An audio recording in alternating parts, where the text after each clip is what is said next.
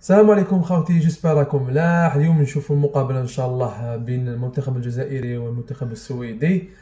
لازم تكون ردة فعل إيجابية للاعبين الجزائريين وجمال بالماضي. ان شاء الله المقابلة نفوزوا بها خوتي. اليوم جينا باش نعطوا احسن توقع النتيجة يربح معنا قميص المنتخب الوطني الجزائري.